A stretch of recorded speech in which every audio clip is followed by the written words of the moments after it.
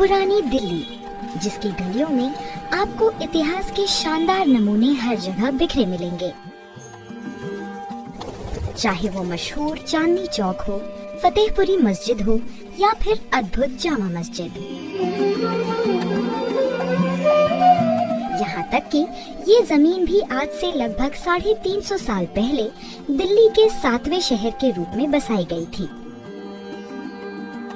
इसे मशहूर मुगल बादशाह शाहजहां ने बसाया, जिसके वंशजों ने लाल पत्थर के बने इस आलीशान किले से 200 साल तक हिंदुस्तान पर राज किया। सन 1638 में शाहजहां ने अपनी राजधानी आगरा से दिल्ली बदलने का निर्णय लिया और उसकी खोज यहाँ यमुना नदी के पश्चिमी तट पर आकर खत्म हुई। लाल किले को नवनिर्माणित शहर शाहजहानाबाद के हृदय के रूप में बनाया गया। किले का निर्माण अप्रैल सन 1639 में शुरू हुआ और 9 साल के अंदर 18 अप्रैल सन 1648 को लगभग 1 करोड़ रुपए की लागत से पूरा हुआ। प्रमुख निर्माणकर्ता अहमद और हमीद ने इस किले की पूरी योजना 124 एकड़ में बनाई, जो पूर्व दिशा में यमुना नदी से घिरा हुआ और बाकी तीनों ओर 9 मीटर गहरे और 23 मीटर चौड़ी खाई से घिरा है।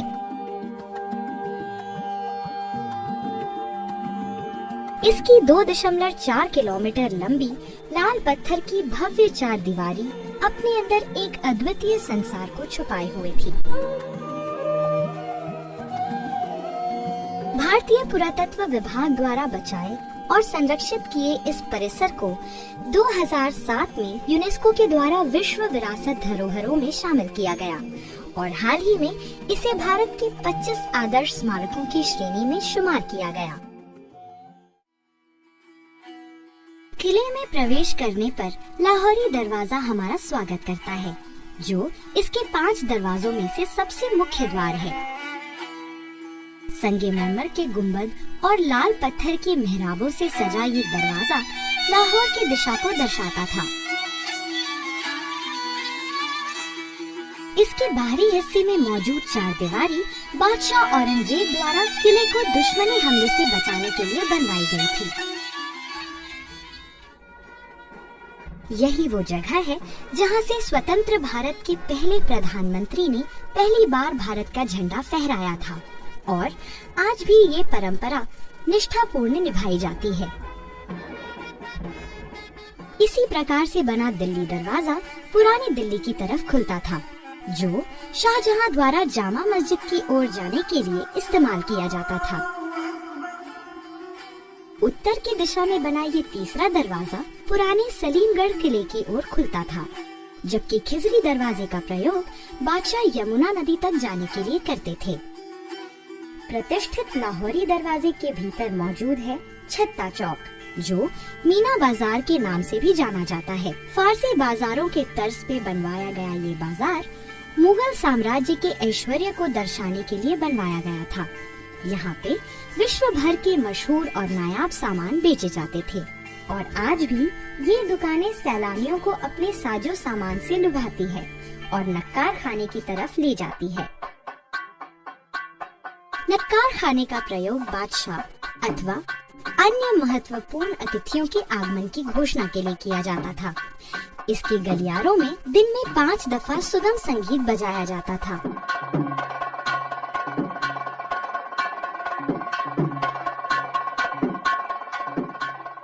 लाल पत्थर से बनी इस 3 मंजिला इमारत की बाहरी दीवार पर फूल पत्तियों की दिलकश नक्काशी मौजूद है, जो देखते ही बनती है। आलीशान दीवाने आम वो जगह है जहां बैठकर बादशाह अपने साम्राज्य की परेशानियां और प्रार्थनाओं को सुना करते थे। लाल पत्थर से बना ये मंडप किसी जमाने में चूने के प्लास्टर और सोने के पानी से सजा हुआ था। बाहर की 9 मेहराबें दीवाने आम की भव्यता को और प्रभावशाली और शानदार बनाती है। इसके मध्य में मौजूद संगमरमर का आलीशान मंडप है, जिसके नीचे संगमरमर से बनी ये मेज प्रधानमंत्री के लिए सुनिश्चित थी। इस मंडप को नशेमने जिल्ले इलाही कहते हैं, यानी कि ईश्वर की छाया का स्थान। मंडप के पीछे की दीवार पे जौहरी ऑस्टिन डे बॉर्डो द्वारा बनाए गए बेहतरीन पच्चीकारी के नमूने देखे जा सकते हैं। आपको यहाँ आसानी से यूनानी देवता ऑर्फियस के साथ तरह तरह के पशु पक्षी अनमोल पत्थरों में जड़े मिलेंगे।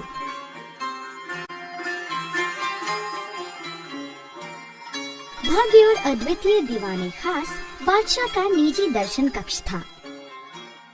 यहीं पे मशहूर तख्ते तावूस मौजूद था, जिसमें विश्व प्रसिद्ध कोहिनूर हीरा जड़ा हुआ था, जो सन 1739 में नादिर शाह ने लूट लिया था।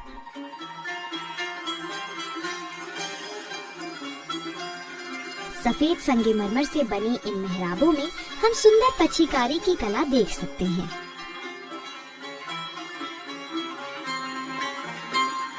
छत पे सोने और चांदी की अलौकिक नक्काशियां मौजूद थी, जो बाद में पिघला के लूट ली गई और 1911 में इसे वर्तमान की लकड़ी की छत से बदल दिया गया।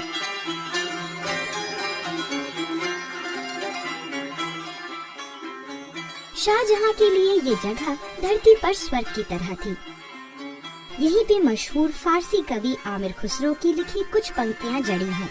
अगर फिरदौस बारूए ज़मीनस्त, हमीनस्त हमीनस्त हमीनस्त, यानी अगर धरती पे कहीं जन्नत है तो वो यही है, यही है, यही है। दीवाने खास के बगल में बादशाह का निजी महल था, जिसे खास महल के नाम से जाना जाता है। इसको विशेष तौर पे 3 हिस्सों में बांटा गया है। तस्बीह खाना, जो बादशाह का प्रार्थना कक्ष था, ख्वाबगाह सोने का कक्ष, और बैठक बादशाह के बैठने और विश्राम करने का कक्ष था, और किले के जनाना हिस्से से महल को जोड़ता था। इंसाफ के तराजू की महत्वपूर्ण कलाकृति से सजी ये जाली ख्वाबगाह को बाहर से विभाजित करती है और बेहतरीन नक्काशी से तराशी गई है। ख्वाबगाह से जुड़ी एक अष्टकोणीय मीनार मौजूद है, जिसे मुसम्मन बुर्ज कहते हैं। इस गुंबदनुमा बुर्ज में संगमरमर की जालियां और एक झरोखा मौजूद है, जिसे बादशाह अकबर शाह द्वितीय ने बनवाया था। बुर्ज का इस्तेमाल बादशाह के परंपरागत सार्वजनिक दर्शन के लिए किया जाता था। 1911 के दिल्ली दरबार के दौरान किंग जॉर्ज पंचम और क्वीन मैरी ने भी यहाँ से जनता को दर्शन दिए थे।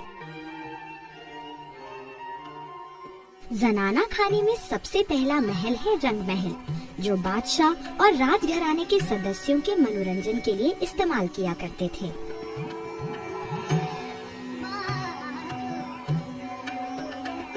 रंग महल को एक संगमरमर की नहर विभाजित करती है, जिसमें हाथी दांत से बना एक फव्वारा खिले हुए कमल को दर्शाता है।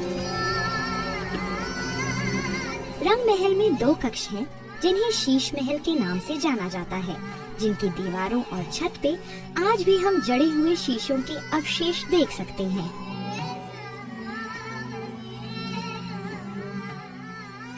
जनाना भाग के दक्षिणी छोर में मौजूद है मुमताज महल, जो शाही राजकुमारियों का निवास स्थल था।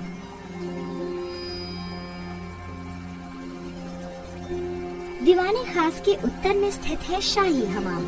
यहाँ पर बादशाह और शाही घराने के सदस्यों के स्नान के लिए उम्दा और आलीशान व्यवस्था थी। फर्श पर बेहद खूबसूरत तच्छीकारी और जटिल नक्काशी से तराशे हुए फव्वारों और नहरों पर जब पानी बहता था तो जादुई प्रभाव पैदा करता होगा। शाही हमाम के पश्चिम में मौजूद है मोती मस्जिद। इसे बादशाह औरंगजेब ने अपनी निजी इस्तेमाल के लिए बनवाया था। चमकते हुए सफेद संगमरमर से बनी इस मस्जिद में फूलों की नक्काशियां की गई हैं। सूरज की रोशनी के साथ ये मस्जिद एक मोती की तरह चमकती है। मोती मस्जिद से उत्तर की ओर चलने पर हयात बख्श बाग हमारा इंतजार करता है। जन्नत के बागीचों के तर्ज पर बनाया ये 4 बाग कई चतुर्भुजाओं में विभाजित है, जिनके बीच में से पानी की नहरें गुजरती हैं। लाहौर में कई मंडप मौजूद हैं, जिनके नाम हैं सावन, भादो और हीरा महल। जबकि जफर महल बाग के बीचों बीच एक पानी की टंकी में बनाया गया है, जो किसी जमाने में नहरे बहिश्त यानी जन्नत की धारा से भरा हुआ होता था। ये नहर सारे महलों और बागीचों से होकर गुजरती थी। इसे यमुना नदी द्वारा शाह बुर्ज के माध्यम से किले के अंदर लाया जाता था। फव्वारों और नहरों की मदद से महलों के भीतर और बागीचों के बीचों बीच बहती इस नहर की वजह से ये जगह जमीन पर जन्नत कहलाती थी। बागीचे के पश्चिमी ओर पर एक बावड़ी मौजूद है, जो वर्गाकार कटे हुए पत्थरों से बनी है। माना जाता है कि ये लाल किले से पहले वहाँ मौजूद थी और पुराने सलीमगढ़ किले का हिस्सा थी।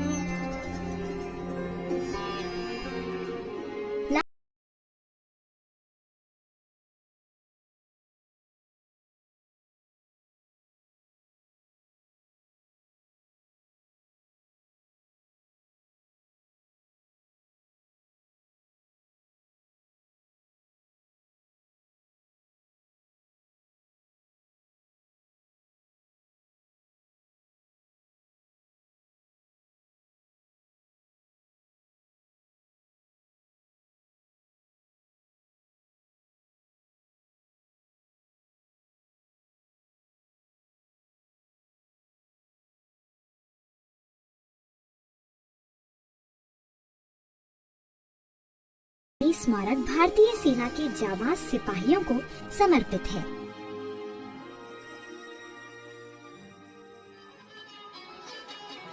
इसके अलावा हर शाम को यहाँ लाल किले की कहानी ध्वनि एवं प्रकाश प्रदर्शनी के द्वारा हिंदी और अंग्रेजी भाषा में सुनाई जाती है।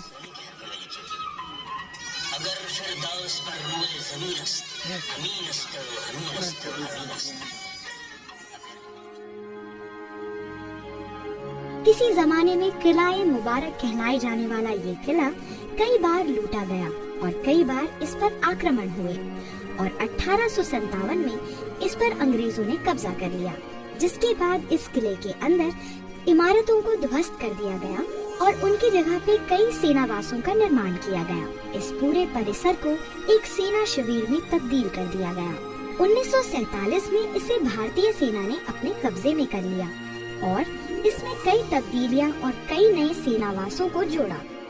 2003 में इस किले के अधिकतर हिस्सों को भारतीय पुरातत्व विभाग को संरक्षण और बचाव करने के लिए सौंप दिया गया, ताकि इसके मूल रूप को बरकरार रखा जा सके। हाल ही में मेहताब बाग के अवशेष पुरातत्व विभाग द्वारा की गई खुदाई में पाए गए हैं। सैलानियों की सहूलियत के लिए ई-रिक्शा सेवा भी शुरू की गई है, जो दिल्ली दरवाजे से लाहौरी दरवाजे तक चलती है। आज लाल किले के रूप में जो हम देखते हैं, वो इस अलौकिक किले की सिर्फ एक झलक है। इसके असली रूप का 1/4 हिस्सा। इस किले की सुंदरता को वक्त और इतिहास की परतों ने छीन जरूर लिया है, लेकिन आज भी ये किला गर्व से अपनी शान को दर्शाता है और हिंदुस्तान की शक्ति और गौरव का प्रतीक है।